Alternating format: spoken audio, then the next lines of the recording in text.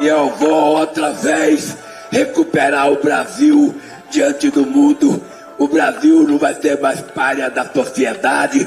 O Brasil vai ser protagonista internacional, porque a gente vai voltar a receber os presidentes e visitar os presidentes. Em seu primeiro discurso como presidente eleito do Brasil, Luiz Inácio Lula da Silva fez questão de acenar para o mundo e relembrar o período em que a política externa brasileira viveu dias melhores. E o mundo respondeu. Poucos instantes após a oficialização do resultado das urnas, líderes de todos os continentes começaram a se manifestar parabenizando o novo presidente brasileiro. O primeiro-ministro aqui do Reino Unido foi um dos muitos chefes de governo da Europa que parabenizaram Luiz Inácio Lula da Silva pela vitória. Do Sul. O líder russo Vladimir Putin escreveu que o resultado da eleição no Brasil reafirmou o alto prestígio político de Lula. O presidente ucraniano Volodymyr Zelensky publicou uma mensagem em português. Parabéns a Lula pela vitória. O presidente do Conselho Europeu, Charles Michel, falou do desejo de conhecer pessoalmente o futuro chefe. Também em português, o presidente francês Emmanuel Macron escreveu: Parabéns, caro Lula, por sua eleição. Xi Jinping se disse disposto a trabalhar com o presidente eleito para ampliar, em longo prazo, o presidente dos Estados Unidos, Joe Biden, foi um dos primeiros a se pronunciar logo depois do resultado. Biden divulgou um comunicado em que parabeniza Lula pela vitória depois de eleições livres, justas e confiáveis. Do americano Joe Biden ao chinês Xi Jinping, do francês Emmanuel Macron ao cubano Miguel Díaz-Canel. Lula conseguiu receber até o apoio de dois líderes em guerra, o russo Vladimir Putin e o ucraniano Volodymyr Zelensky. Em 24 horas, o petista já tinha recebido ligações de pelo menos 13 líderes mundiais. O presidente da Argentina, Alberto Fernandes, fez questão de vir ao Brasil pessoalmente no dia seguinte à eleição. Alberto, presidente! Que alegria verte! Felicitações! Lula se junta agora a um grupo de líderes de esquerda na América do Sul que tem, além de Alberto Fernandes, outros nomes pragmáticos, como Gustavo Petro na Colômbia e Gabriel Boric no Chile. Mas quais serão os desafios do futuro governo em termos de política externa? Como o presidente eleito deve se posicionar num mundo muito mais complexo do que em seu primeiro governo, com a guerra na Europa, disputa de protagonismo entre americanos e chineses, crise climática e uma América Latina fragmentada? Como lidar com Venezuela, Cuba e Nicarágua, regimes acusados de violar direitos humanos? Esses são os temas do Ao Ponto de hoje. Eu sou Carolina Moran e neste episódio converso com a repórter especial Janaína Figueiredo. Fique com a gente.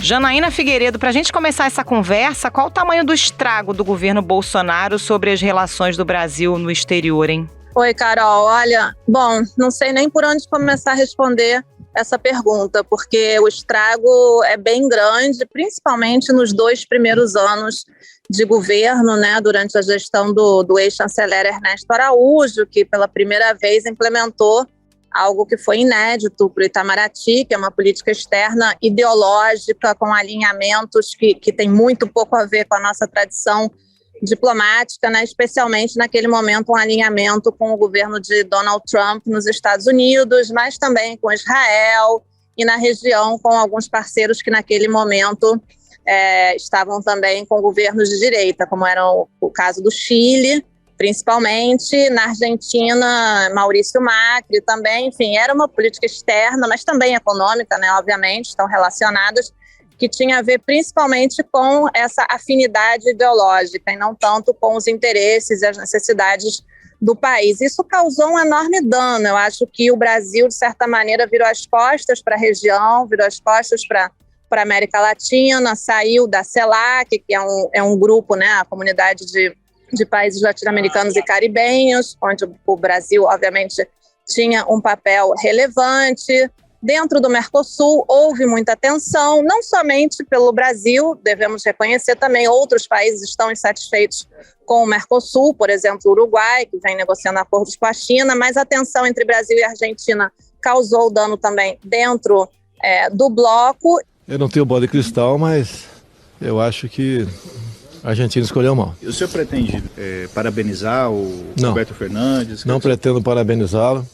E externamente a nossa imagem ficou muito prejudicada, eu diria principalmente pela questão ambiental, que hoje é o foco da política externa que já começa a ser traçada pelo governo eleito de Luiz Inácio Lula da Silva. A questão Amazônia, desmatamento, enfim, desarticulação de organismos de controle e de preservação do meio ambiente, isso eu diria que talvez foi o maior tiro no pé, o maior erro cometido pelo governo brasileiro e que causou o maior dano à nossa imagem no exterior. Eu acho que é por aí, e não é por acaso, que começa a articulação e a retomada do contato com o mundo, o governo eleito de Luiz Inácio Lula da Silva. Isso foi dito pelo ex-chanceler Celso Amorim numa entrevista ao Globo no dia seguinte da eleição, e inclusive está confirmada já a presença de Lula na COP, né, na cúpula da ONU sobre meio ambiente, que será no Egito, onde o nosso embaixador é o ex-chanceler Antônio Patriota, que foi um diplomata também, de certa maneira, escanteado pelo governo de Jair Bolsonaro, e que agora estará também, enfim, articulando essa presença de Lula no Egito e nessa cúpula da ONU. Então, o dano foi muito grande, teve a ver com esse distanciamento dos países da região, com alinhamentos ideológicos, principalmente com os Estados Unidos de Trump, muitas tensões com a União Europeia, tensões com a China também, os BRICS, né, o grupo formado por Brasil, Índia, Rússia, África do Sul e China também passou, né, por todo esse período também sem muita atividade, sem muito dinamismo, e o isolamento do Brasil foi evidente, né? O Brasil deixou de ser, como se diz, um big player, deixou de estar na mesa das grandes decisões, e há muito a ser feito para recompor a imagem, Carol. Agora, Jana, a gente teve uma reação muito rápida, né, de vários líderes mundiais, assim que saiu o resultado oficial das eleições aqui no Brasil. Você acha que essa sinalização em uníssono da comunidade internacional foi também uma forma de mostrar que o mundo não toleraria nenhum tipo de questionamento à lisura das eleições aqui no Brasil? Existe uma preocupação com uma espécie de Capitólio brasileiro? Acho que essa preocupação, sim, existiu. Nós escrevemos muito sobre isso. A colega Eliane Oliveira fez uma matéria muito boa mostrando da articulação que houve entre embaixadas em Brasília para que esse reconhecimento fosse rápido e simultâneo, e de fato assim foi, né? Estados Unidos, Reino Unido, França, Alemanha, toda a América Latina, praticamente, né, como o título que demos na matéria foi reconhecimento em tempo real, né? O resultado saiu e a comunidade internacional reagiu em massa, de uma maneira contundente, não deixando dúvidas sobre a confiança no nosso sistema eleitoral e no resultado que estava sendo divulgado pelo Tribunal Superior Eleitoral. Eu acho que isso, sim, foi pensado, foi planejado, havia uma preocupação e, obviamente, o antecedente dos Estados Unidos, da eleição de 2020, é um antecedente que estava muito presente. O que a comunidade internacional fez e continuará fazendo é reforçar essa confiança no sistema eleitoral brasileiro, no resultado que foi dado pelo TSE e na eleição de Lula como um fato, enfim, que não pode ser questionado de forma alguma, Carol.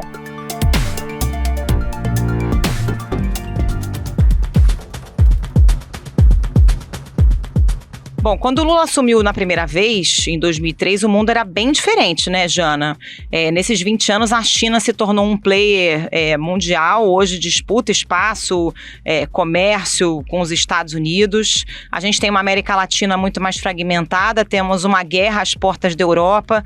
O desafio é maior agora, 20 anos depois, está mais pantanoso esse cenário internacional? Sem dúvida alguma, e isso é reconhecido quando se conversa com Celso Amorim. Volto a ele porque ele é o principal referente em termos de política externa do governo eleito de Lula. Ele é a pessoa que está ao lado de Lula o tempo todo quando se trata, né, de conexão com o mundo, com todas essas ligações dos últimos dias, com Macron, com Biden. Quem está ali é Celso Amorim, mas ele diz isso com todas as letras e sem rodeios. O mundo mudou, o mundo ficou mais complicado e os desafios são enormes. E ele menciona alguns dos que você disse na sua pergunta, né? A China virou uma grande potência que está disputando, né, o poder global com os Estados Unidos, ao mesmo tempo a guerra entre Rússia e Ucrânia, América Latina fragmentada. Todos os governos de esquerda sul-americanos se deparam com parlamentos majoritários de centro-direita ou tiveram que fazer acordos com a direita para poder governar.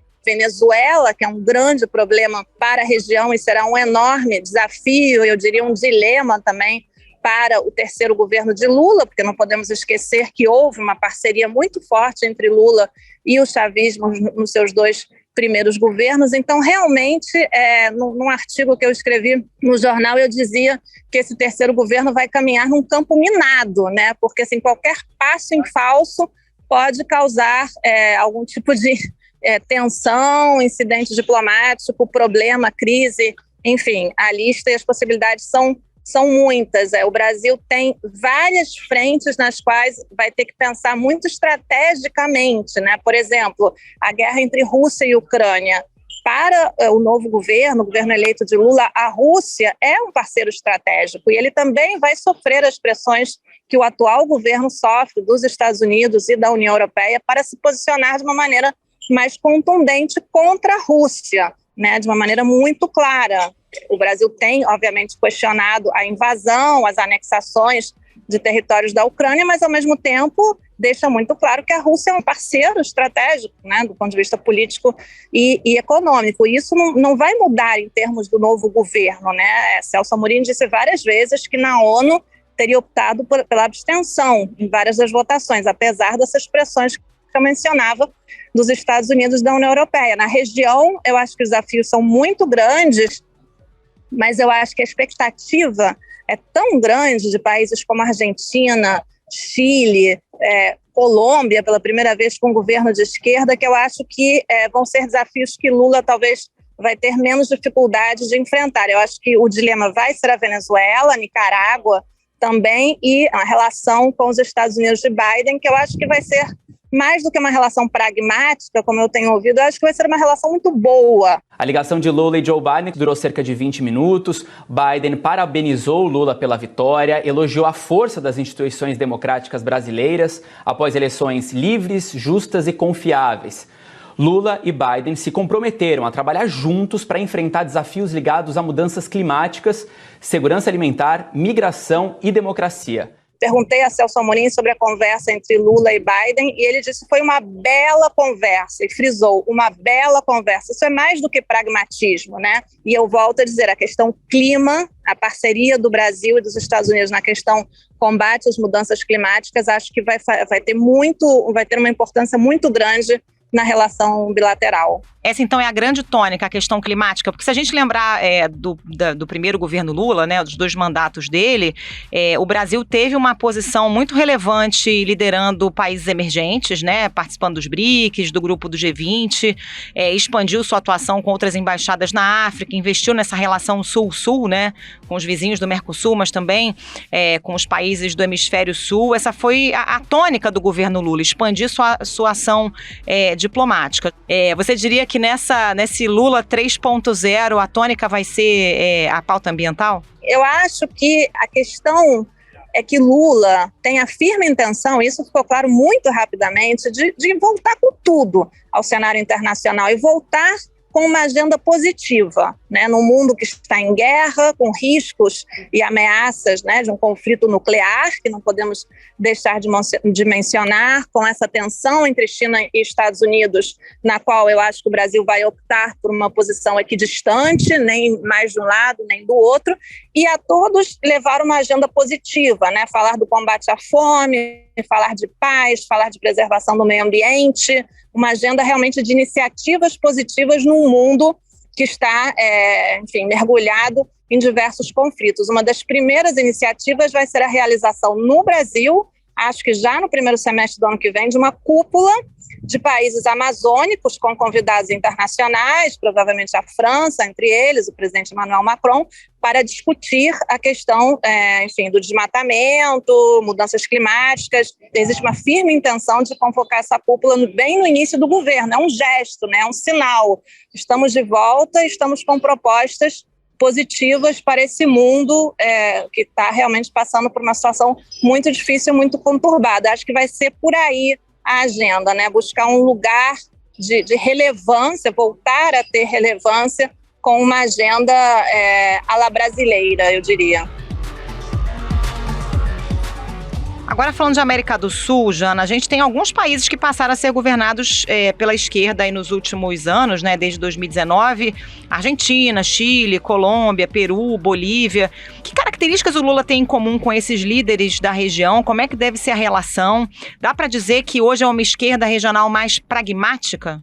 Olha, eu estava justamente conversando recentemente com um embaixador americano sobre isso, e ele disse uma coisa que eu acho que é interessante. O Lula pode ser uma ponte entre uma esquerda antiga, né, a qual ele pertence, e essa nova esquerda. Não podemos esquecer que Gabriel Boric, presidente do Chile, tem 36 anos, o presidente da Colômbia já tem um pouco mais de 60, Gustavo Petro, mas também é uma nova esquerda, né? Uma nova esquerda que fala de meio ambiente, que fala de uma nova política antidrogas, que tenta uma relação de menos submissão com os Estados Unidos, e acho que Lula pode eventualmente ser essa ponte, e acho que vai se entender com essas novas lideranças que admiram muito, né, o que foram os dois governos de Lula e o que Lula representa hoje. Mas eu acho que sim, existe uma nova esquerda, em alguns casos problemática, como é o Peru, que está com uma estabilidade política imprevisível, né? Não sabemos se o presidente Pedro Castillo consegue completar seu mandato, mas temos no México Andrés Manuel López Obrador, que é uma esquerda talvez mais antiga, como Lula, e todos eles questionando, né, fazendo muitos questionamentos. Por exemplo, a OEA, a Organização dos Estados Americanos, todos consideram que a OEA virou uma organização obsoleta, que não representa mais a região.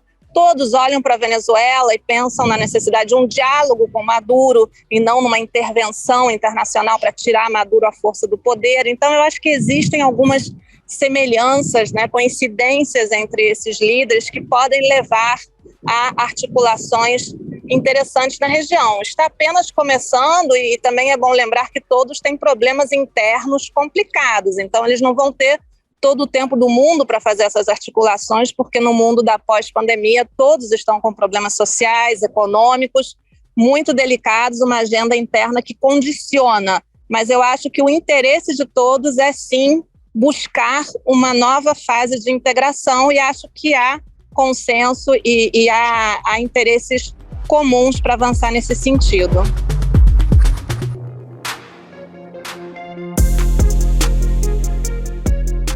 Falando especificamente de Argentina, Janaína, já que você está falando com a gente diretamente de Puerto Madero, em Buenos Aires, aliás, invejei essa paisagem maravilhosa onde você está, deu uma fugidinha aí de um evento para conversar com a gente, mas o Alberto Fernandes fez questão de vir ao Brasil, né, dar um abraço no presidente eleito Lula. Para além das relações pessoais, o que isso significa? A Argentina está vendo como uma tábua de salvação essa eleição do Lula aqui no Brasil? Olha, eu acho que a expressão que você usou não poderia ser mais adequada, Carol, porque a Argentina, sabemos, está numa crise econômica, financeira. A inflação nas alturas, uma das mais altas em todo o mundo. O índice atingiu 7% em agosto, segundo dados divulgados pelo Instituto de Estatísticas do país. Em 12 meses, a alta acumulada é de 78,5%. E consultorias já projetam que o percentual pode chegar a mais de 90% até o fim do ano. Uma tensão política permanente entre o presidente Alberto Fernandes e sua vice Cristina Kirchner, que por sua vez está acuada com processos judiciais sobre suposta corrupção. A eleição de Lula realmente despertou um clima de esperança, né? Muito impressionante o que se espera aqui na Argentina do governo de Lula. Lembrando que no ano que vem teremos eleições presidenciais na Argentina, e até pouco tempo atrás o governo peronista e kirchnerista já era considerado carta fora do baralho, era considerado praticamente impossível que o peronismo ganhasse a eleição do ano que vem. Hoje, isso já não é visto como um cenário, digamos, impossível de ser alcançado. É difícil, a oposição hoje está na frente nas pesquisas, mas também está dividida, o que fortalece o peronismo, que nessas horas se une, que foi o que aconteceu em 2019, quando foi derrotado o Macri, que, como o Bolsonaro, não conseguiu se reeleger. Para o peronismo, para Alberto Fernandes, a quem eu já me referi em várias matérias como um presidente decorativo, um presidente que perdeu realmente capacidade de atuação, margem de manobra, um presidente que não decide praticamente nada em seu próprio governo, uma vice-presidente que é determinante em cada decisão. É muito complexo o cenário argentino e Lula é visto como uma referência, como um aliado que pode ajudar, socorrer a Argentina em diversos sentidos, né? No sentido financeiro, são esperadas ajudas, acordos que possam dar um alívio a um país que está praticamente zerado em suas reservas no Banco Central, mas também inspiração em termos políticos, né? Ajudar a Argentina a organizar um pouco o governo argentino, essas divergências internas, porque Lula é muito próximo de Alberto Fernandes, mas também de Cristina Kirchner. Ele defende publicamente Cristina, fala da perseguição judicial que ele considera que existe contra Cristina, e no dia de sua reeleição ele botou um boné que dizia Cristina 2023, né, as iniciais, CFK, Cristina Fernandes de Kirchner. Isso teve uma repercussão aqui na Argentina que você não imagina. Realmente, assim, já acham que o Lula está fazendo campanha para Cristina em 2023. E para terminar, o fato de Fernandes ter sido o primeiro chefe de Estado que vai no dia seguinte da eleição até São Paulo e se reúne com Lula, também foi muito festejado. Acho que fazia muito tempo que Fernandes não tinha tanta atenção da mídia do seu país e da brasileira também, né? Para a gente fechar, Jane, essas pedras no sapato de Lula, ele é muito criticado, muito questionado, não é de hoje, ao longo da campanha não foi diferente, por suas boas relações com regimes autocráticos como Venezuela, Cuba e mais recentemente Nicarágua, que é um governo também acusado de desrespeitar direitos humanos. O que esperar da política externa de um futuro governo Lula com relação a esses países? Bom, em termos de Venezuela está muito claro, isso foi confirmado por Amorim numa entrevista que fizemos depois da eleição. O Brasil vai reabrir a sua embaixada em Caracas, vai reabrir os consulados, que são vários, ou seja, vai voltar a ter uma presença, uma representação diplomática na Venezuela e vai voltar a dialogar com o governo de Nicolás Maduro e deixar, obviamente, automaticamente de reconhecer Juan Guaidó como presidente legítimo, que é o caso do governo de Jair Bolsonaro. No caso da Nicarágua, enfim, acho que a relação vai ser também uma relação diplomática, não espero nenhum tipo de ruptura, nem de condenação forte de um governo de Lula ao regime de Ortega. Acho que, eventualmente, pode haver uma articulação com a Colômbia, voltando, né, ao que eu falava antes, com o Chile, com a própria Argentina, para tentar, de alguma maneira, acompanhar o que vai levar à eleição presidencial na Venezuela em 2024, para que a eleição seja o mais transparente, justa, democrática possível dentro do que é a Venezuela. Eu não espero uma condenação, não espero nenhum tipo de questionamento muito duro do governo do presidente Lula, do terceiro governo de Lula, a esses dois países. Eu acho que ele vai buscar um diálogo, vai buscar uma aproximação e, através dessa aproximação, contribuir para uma melhora em termos democráticos e de direitos humanos nos dois países. Janaína Figueiredo, muito obrigada pela participação. Bom trabalho para você. Até a próxima. Até a próxima.